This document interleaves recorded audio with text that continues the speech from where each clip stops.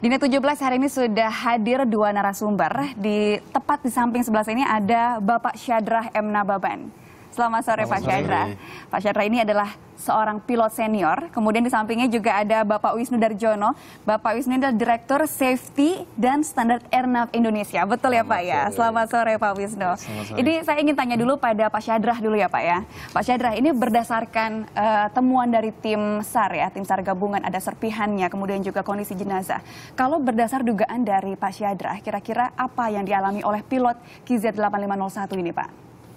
Ya, dengan keterbatasan informasi yang kita dapat, memang ada kesulitan besar kita untuk menduga apa yang terjadi. Tapi kalau lihat serpihannya yang begitu sedikit, ya, itu berarti pesawat itu tidak mengalami disintegrasi ketika dia berada di udara.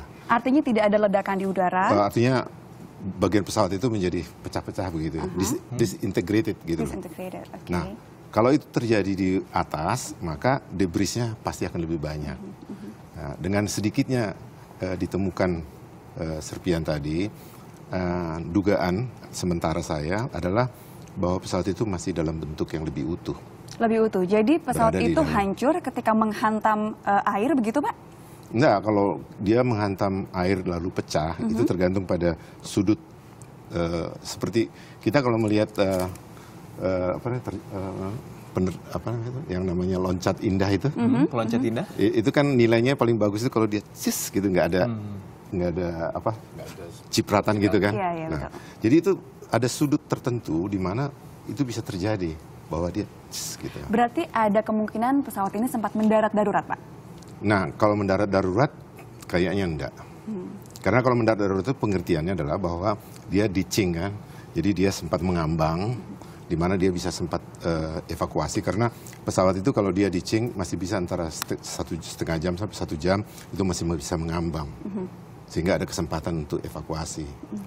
Nah, ini seperti yang kita lihat di Hudson River itu, yang 320 bisa mendarat di air itu, nah, semua penumpang selamat. Semua sempat evakuasi kan. Okay. Nah, bukan seperti itu kelihatannya keadaannya. Dan kondisi arus permukaan air juga di lokasi ini kelihatannya cukup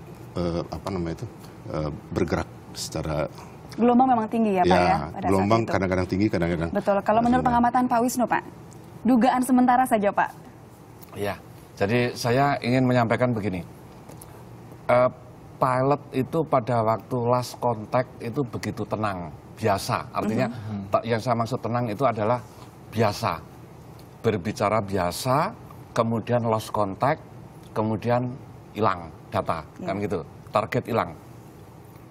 Tidak ada prosedur yang dilakukan, misalnya minta pertolongan, mayday itu tidak ada. Kalau itu terjadi, maka itu menunjukkan bahwa itu ada sesuatu yang mendadak terjadi, sehingga pilot tidak sempat melakukan prosedur itu. Karena bagaimanapun orang kalau menghadapi sesuatu yang membahayakan dirinya, yang membuat dirinya semacam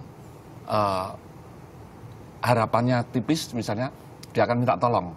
Dan itu tidak ada. Tapi begini Pak, dari yang sebelumnya terjadi, kita juga pernah dihadapkan pada MH370 ya, Sakti ya.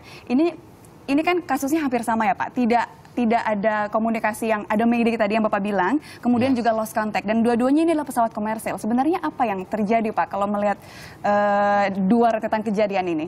Nah, itu yang saya selalu katakan di beberapa kesempatan adalah kita tidak bisa mengira-ira itu sampai dengan KNKT nanti melakukan investigasi dan kemudian membuka.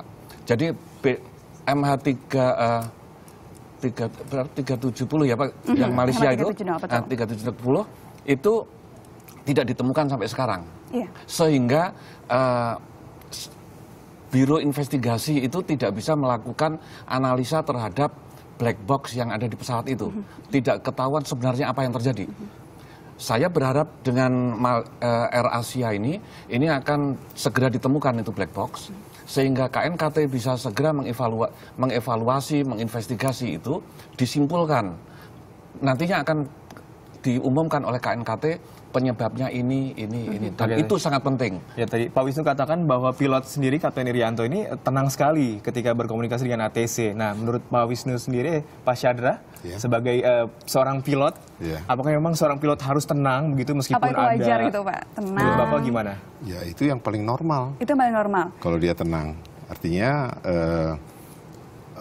istilahnya itu operation normal gitu ya. Tidak ada sesuatu indikasi mereka menghadapi apa-apa gitu. Jadi ATC ini harus mendapat laporan Mayday dulu, baru kemudian ada langkah selanjutnya begitu Pak? Enggak, jadi langkah itu untuk seorang pilot itu ada 3 tahapan. Pertama adalah aviate atau to fly the aircraft. Itu yang nomor 1 yang dia lakukan. Terus yang kedua dia navigate. Itu dia dari mana mau kemana. Itu yang dia harus lakukan dulu. Ya. Baru yang ketiga itu harus communicate. Dia harus berkomunikasi ke ATC, dia harus berkomunikasi kepada cabin crew untuk penumpang dan berkomunikasi dengan company. Tergantung situasi yang memungkinkan. Dan yang keempat itu baru nanti ada pembagian kerja antara pilot flying dengan pilot non-flying, di mana pilot flyingnya itu mengerjakan yang 3 tadi, pilot non-flyingnya ini mengerjakan namanya sistem handling. Oke, untuk seorang pilot sendiri dalam perjalanannya, ketika ingin mengubah rute di perjalanan, apakah memang harus menyertai alasannya apa, kenapa harus merubah rutenya atau bagaimana Pak untuk prosedurnya sendiri? Jadi merubah rute itu bisa mulai sebelum berangkat pun sudah harus bisa. Jadi kalau informasi yang dia dapat mengenai rutenya dia itu, kan ada 2, yaitu pertama yang disebut Met Report sama NOTAM. NOTAM itu mengenai fasilitas dan sarana-sarana penunjang yang lain. Nah, di Met Report yang dia dapat, kalau memang terjadi misalnya kalau kita mau ke Tokyo, di situ ada tropical cyclone di jalur kita, ya kita pilih jalur yang lain kan, normal itu. Tapi dalam kasus ini mungkin pertanyaannya ke Pak Wisnu mungkin ya. Ini kan pilot ini sempat meminta atau merequest gitu, mengubah ketinggian. Nah, ada nggak sih Pak kemungkinan bahwa ATC ini telat merespon? Atau sebenarnya wajar saja 2 menit setelah itu? ATC itu punya kewajiban memastikan bahwa ketika dia memberikan instruksi dan clearance, ya, clearance yang diberikan itu harus memberi jaminan bahwa apabila pilot melakukan izin yang diberikan itu tidak terancam keselamatannya. Juga kegiatan itu tidak mengancam keselamatan pesawat lain.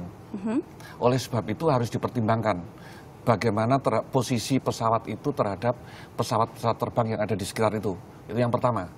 Yang kedua, pesawat itu terbang dia akan memasuki wilayah ATC unit yang lain, maka itu perlu diinformasikan dan juga namanya dikoordinasikan. Dan itu menjadi insiden penerbangan kalau satu, jarak separasi antar pesawat dengan pesawat yang lain itu berkurang sehingga ada pilot atau secara standar merasa keselamatannya terancam atau bahkan dia malah terancam. Itu satu, itu insiden. Itu bisa masalah besar. Yang kedua, apabila memasuki wilayah ATC lain, jurisdiksi ATC lain tanpa berkoordinasi, apakah itu koordinasi waktu, koordinasi ketinggian dan posisi, itu wajib. Nah, ini bukannya udah 2 kali berkoordinasi Pak untuk si pilot sendiri Kapten Irianto ini pada ATC? Pilot ke ATC, ATC ke ATC, jadi ATC harus dengan ke ATC yang lain. Itu koordinasi dengan Singapura, dengan Makassar, dan itu harus dilakukan. Nah, itu butuh waktu, sehingga selang waktu 2 menit itu sesuatu yang sangat wajar. Mungkin Kapten Syadra bisa sekali waktu karena ada kesulitan itu bisa ditunda sampai 5-10 menit bisa jadi. Tapi kalau kenyataannya awan cumulonimbus yang dikatakan paling mengancam penerbangan ini betul-betul sudah ada di depan mata, menunggu 2 menit kan menjadi terlalu lama Pak. Bagaimana dengan kondisi seperti itu? Jadi begini, pilot in command, kapten pilot nahoda yang ada di pesawat itu mempunyai tanggung jawab penuh terhadap keselamatan pesawat terbang yang dikemudikan. Berikut isinya.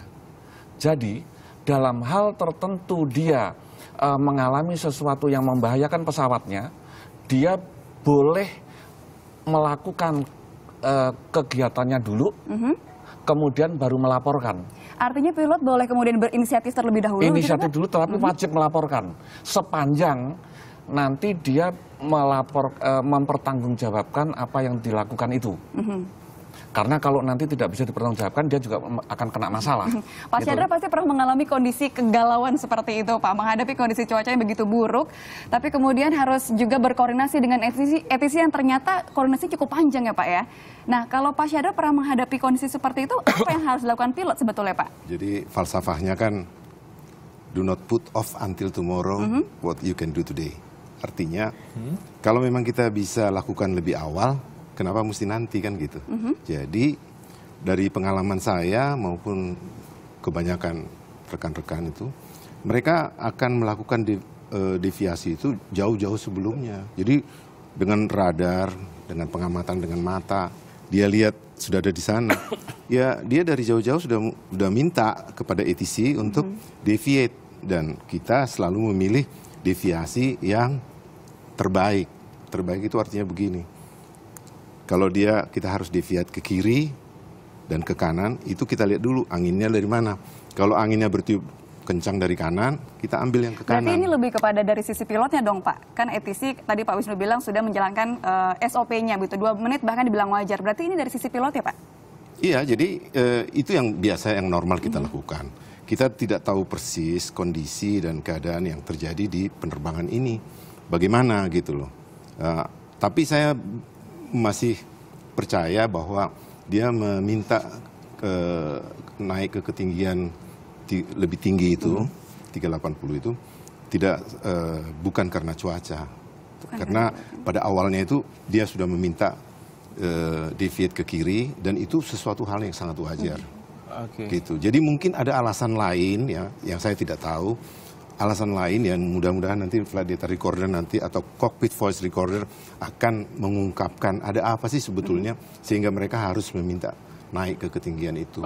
Karena normalnya itu kita meminta flight level yang lebih tinggi itu berkaitan dengan optimum level untuk supaya kita beroperasi lebih ekonomis.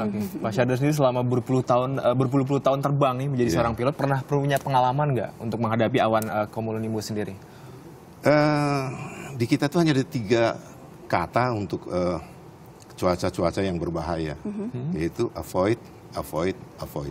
Hindari. Avoid. Jangan dihadapi tapi hindari. Iya, harus dihindari. Jadi kita itu berbeda dengan supir di darat ya, dimana kalau di supir darat selalu menghindar lubang. Kalau kita itu selalu mencari celah. Jadi begitu banyak awan, kita cari celah yang paling bagus untuk bisa lewat. Baik, begitu bahayanya berarti awan cumulonimbus ya. Nah, kalau kita bicara cumulonimbus, kita ada informasi sedikit Pak mengenai awan cumulonimbus ini. Awan